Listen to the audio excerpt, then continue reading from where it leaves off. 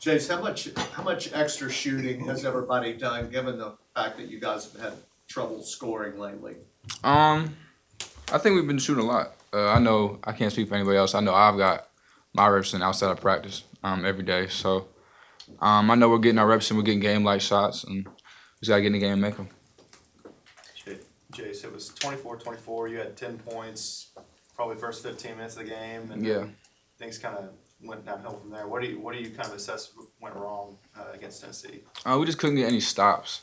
I think they stopped us from scoring in the second half, and we kind of turned the ball over in unlucky situations, and we just couldn't finish the rebound as much as we wanted. We had a lot of unpredictable shots, so our offensive rebounding percentage was pretty low. But I think we got to put 40 minutes together. I think we got to put two halves together. I think we started the game really well, the first 16 or 17 minutes of the game, and we gotta go out there and finish it.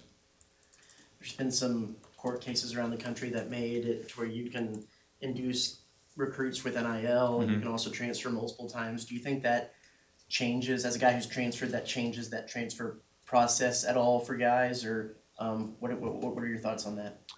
I think it does. I think it does change a lot. Me personally, it doesn't change too much. But for people that are, or for a fourth year, fifth year senior, who is at a low school, who's probably not making a lot of money, that doesn't know what he's going to do with that next 365 days, I think it can change their life. I think they can go somewhere and get paid and play, have an impact and have a new image and build their brand. I think it's very beneficial for them.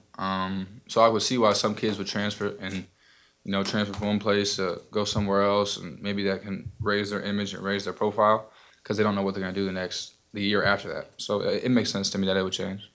Was NIL a big part of your recruitment at all, or was it a question that you ever asked as part of the recruitment? Nah, honestly, no. My parents never raised me to. I'm not a big materialistic person.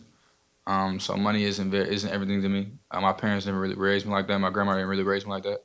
So I just, I didn't really ask about it too much. It wasn't gonna affect my decision to come here. It wasn't gonna affect my decision to go anywhere else. But I'm not dumb. I know that in today's game, I'm aware of it. I'm very aware of it. And coming from the situation I was in, there was no name, image, likeness. So just being aware of it, but it wasn't a do or die for me at all. Jace, a couple of months ago, y'all took what's now the #1 team in the nation right down to the wire. How do you get back to that point and get back to it in a hurry with the season winding? Right. Just do what we do every day. We're the same team that beat Tennessee. We're the same team that beat Kentucky. We're the same team that beat who else? Florida, Iowa State, without Boots and Henry. So I think it's just we're the same team. You just got to go out there and play our game. Not get too worried about what can happen and what numbers can change, and if so and so wins, we could do this and that. You just got to go out tomorrow and win the game, and then not to be Jacob, but go out Saturday, win the game, and just keep going from there. I think it's not a magic thing that needs to happen or a crazy transformation that needs to happen. I think we just need to go out there and put 40 minutes together and win a basketball game. So what would you say that the main difference you see in from the losing streak you're on now to some of those signature wins you guys had? That's a really good question. I think the biggest thing I see is probably just, like I said earlier, putting 40 minutes together. I think Tennessee, we played really well. Kentucky, we played really well the whole game. And in this conference, in this league, it's not, you can't play 10 minutes and then go 6 minutes without scoring, or 10 minutes and then not play good for another 6 minutes. It's just the margin of error is so small, it's almost invisible. So it's just, I think that's the games we played really well in, the games that we've had, like the Houstons or the Iowa States or the Kentuckys. I think those games are just, we put two halves together. I think that's the biggest difference. Does it help that, obviously you're in kind of a do or die, you got to get back on track. Does it help that you guys are coming back home? I mean, how much does, Reed and home court advantage help? We beat Kentucky here, we beat Tennessee here, we beat Florida here. Those are 3 top 25 teams. Reed is a one-of-a-kind atmosphere. I think I've said it before, and I'm still learning it. Like, I'm still getting adjusted to it. Like I was talking to him, like Tennessee, I took a moment to just kind of look around. So I'm still getting used to it, but it's a one-of-a-kind atmosphere. I think it's hard to play bad or be unsuccessful when you have 12,000 Reed rowdies all around and everybody wants to support you and see you win. What's the key to being more consistent offensively for you guys? my dad's gonna say something to be saying.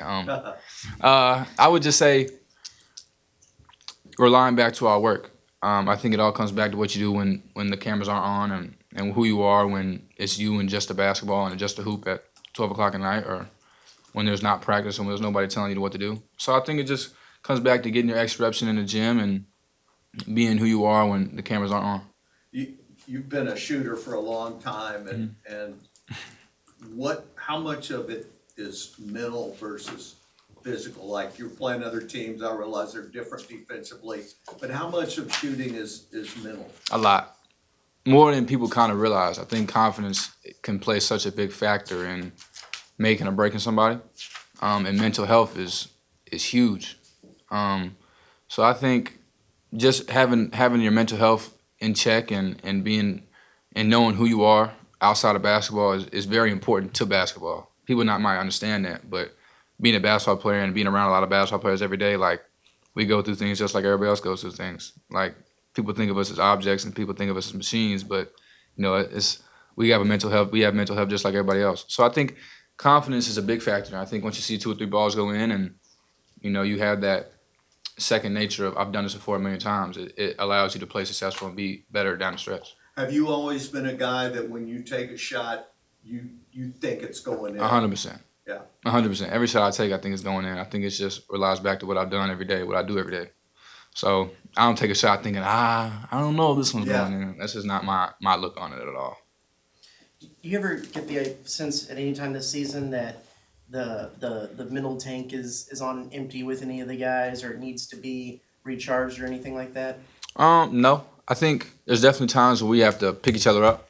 But I think that's just basketball. I think it's not any time where anybody's on E or no one's like not having any. I think there's definitely times where some people are having better games than usual, and there's sometimes you have to get on somebody, and there's been times where someone had to get on me. So I think it's just being a team. I don't think it's anybody that's very inconsistent with how we do stuff. It's just you gotta hold your brother to the standard that you want to hold yourself to.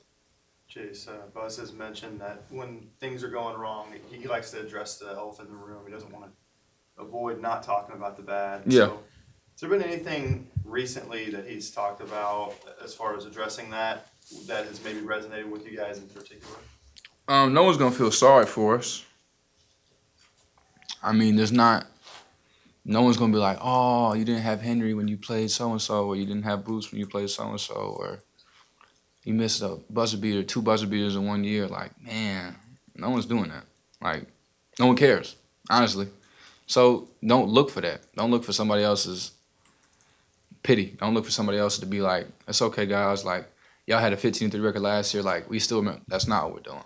That's just not who we are. That's not how we were raised. So I think it's just like, be a man, put one foot in front of the other, and let's keep going. Let's keep fighting. I'm not going to give up. I'm not going to stop doing what I'm doing. I know Buzz isn't. So we always got to have that mindset. All right. Everybody go get your shirt, man. Get your jersey. This is Deuces. It's a little small on me. I didn't realize it was going to be this small, but it made it look strong in the camera. So appreciate you guys.